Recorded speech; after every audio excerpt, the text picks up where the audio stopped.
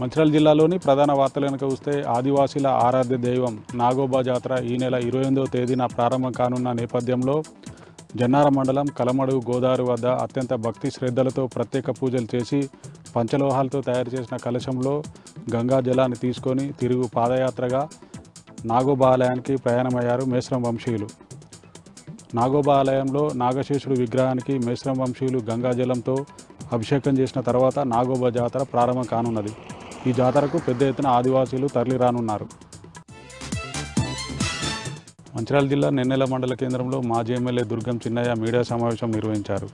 దుర్గం చిన్నయ్య మాట్లాడుతూ రేవంత్ ప్రభుత్వం అబద్ధపు హామీలతో గద్దెనెక్కి 6 గ్యారంటీల పేరుతో రాష్ట్ర ప్రజలను మోసం చేసిందని అన్నారు. వెల్లంపల్లి నియోజకవర్గంలో ఎమ్మెల్యే వినోద్ చేస్తున్న అభివృద్ధి పనులు గత బీఆర్ఎస్ సర్కార్ హయాంలో మంజూరైనవేనని విమర్శించారు. వెల్లంపల్లి నియోజకవర్గంలో ఎమ్మెల్యే వినోద్ స్థానికంగా ఉండకపోవడంతో నియోజకవర్గ ప్రజలు పనుల కోసం తీవ్ర ఇబ్బందులు పడుతున్నారని విమర్శించారు. మంచిర్యాల జిల్లాలో కాంగ్రెస్ నాయకులు కస్టమ్ మిల్లింగ్ రైస్ పేరిట రైస్ మిల్లుల్లో 100 కోట్లకు పైగా అవినీతికి పాల్పడ్డారని, అవినీతికి పాల్పడ్డ కాంగ్రెస్ నాయకులపై అధికారులు చర్యలు తీసుకోవాలని మాజీ ఎమ్మెల్యే దుర్గం చిన్నయ్య డిమాండ్ చేశారు. కొమ్రం భీమాసోబాద్ జిల్లా కేంద్రంలోని కలెక్టరేట్ కార్యాలయం ముందు తెలంగాణ ఆదివాసీ గిరిజన రైతు సంఘం ఆధ్వర్యంలో గిరిజన రైతులు ఆందోళన చేపట్టారు. పలు కారణాలతో గిరిజన రైతులకు నిలిచిపోయిన రైతు రుణమాఫీని రాష్ట్ర ప్రభుత్వం వెంటనే విడుదల చేయాలంటూ ఆదివాసీ రైతులు డిమాండ్ చేశారు.